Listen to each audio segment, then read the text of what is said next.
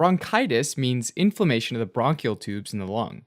And it's said to be chronic because it causes a productive cough, which means produces mucus, for at least 3 months each year for 2 or more years. Chronic bronchitis is actually lumped under the umbrella of chronic obstructive pulmonary disease, or COPD, along with emphysema. These two are different in that chronic bronchitis is defined by clinical features, like a productive cough, whereas emphysema is defined by structural changes, specifically enlargement of the air spaces. That being said, they often coexist, probably because they share the same major risk factor: smoking.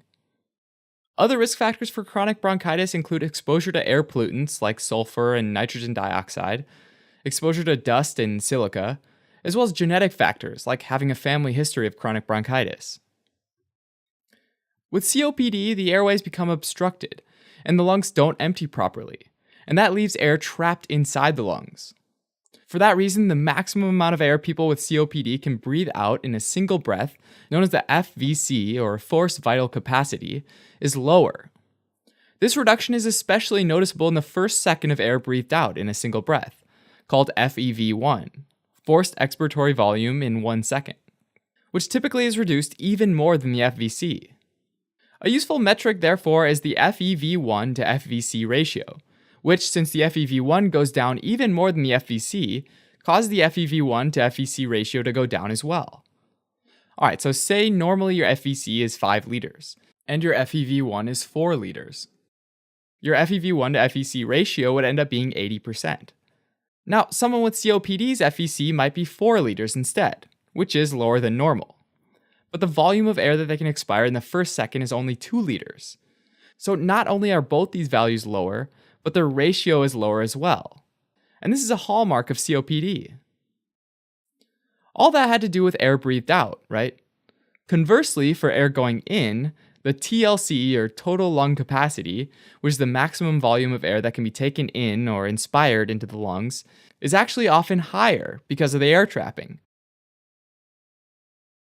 Alright, so chronic bronchitis is a type of COPD that's diagnosed based on clinical symptoms, specifically coughing up a lot of mucus. But why does this happen?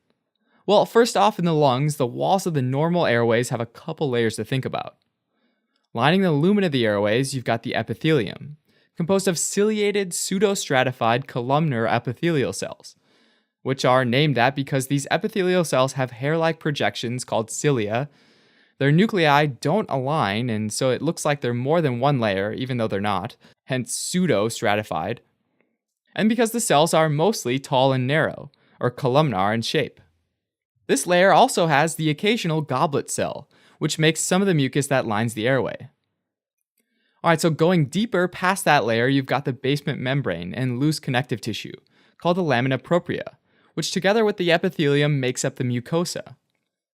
Beyond the mucosa, there's smooth muscle, followed by more connective tissue. And together, these two layers make up the submucosa, and this is where the bronchial mucinous glands live. These are the glands that secrete the majority of the mucus into the lumen of the bronchi, helping to catch and filter out particles and pathogens. Finally, in the bronchi, but not the bronchioles, there's also a layer of cartilage below the submucosa which stiffens the bronchus and helps to keep it open. Alright, so people who smoke expose their airways to all sorts of irritants and chemicals. Whatever the irritants are, they're effective to stimulate hypertrophy and hyperplasia of the mucinous glands in the main bronchi, as well as the goblet cells in the smaller airways, the bronchioles, which increases mucus production in both locations. Since the bronchioles are smaller, even a slight increase in mucus can lead to airway obstruction, so this contributes to the majority of the air trapping. To make matters even worse though, smoking makes the cilia short and less mobile, making it harder to move mucus up and out of the bronchioles towards the back of the throat to get swallowed. As a result of having too much mucus and poorly functioning cilia, people with chronic bronchitis end up relying on coughing to get rid of their mucus plugs.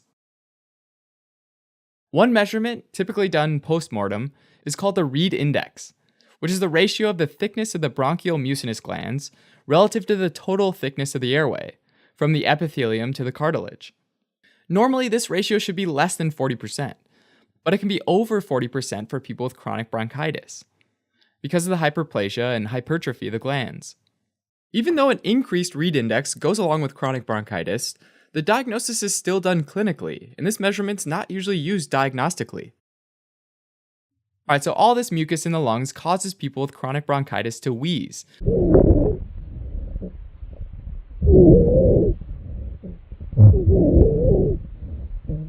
Due to narrowing of the passageway available for air to move in and out. These people also have crackles or rales.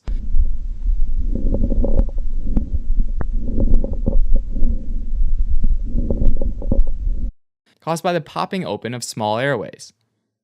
People with chronic bronchitis also often present with hypoxemia, low oxygen in the blood, and hypercapnia, increased carbon dioxide in the blood.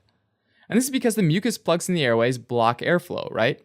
Which causes the partial pressure of CO2 to go up in the lungs. Increased partial pressure of CO2 means that the partial pressure of O2, or oxygen, in the lungs goes down. And a lower PO2 means less oxygen gets to the blood, causing hypoxemia. This trapped CO2 in the lungs also makes it harder for CO2 to get out of the bloodstream, which also explains the hypercapnia. The increased CO2 levels in the blood can get so bad that some people develop cyanosis, which is a blue discoloration of the skin. And this is why some patients with chronic bronchitis are sometimes referred to as blue bloaters. And this is compared to the term pink puffers, which describes patients with emphysema. Alright, so in addition to those things, in the areas with decreased gas exchange, blood vessels undergo vasoconstriction in an attempt to shunt blood to an area with better exchange.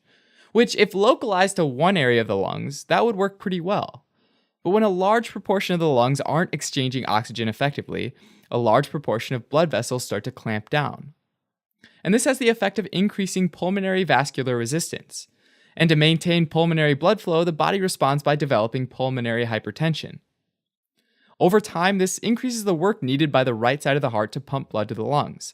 And eventually the right side enlarges, which leads to right-sided heart failure, a process called cor pulmonale. And finally, another consequence of mucus plugging in chronic bronchitis is that people can develop lung infections behind the mucus blockages in the airways. And these infections can worsen the pulmonary and cardiac symptoms.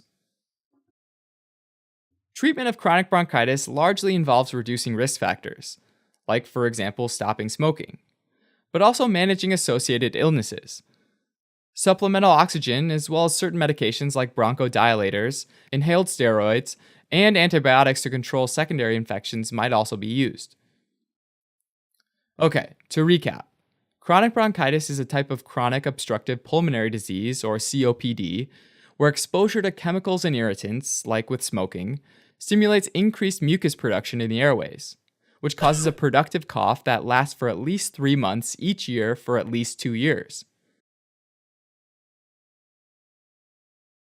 Thanks for watching. You can help support us by donating on Patreon or subscribing to our channel or telling your friends about us on social media.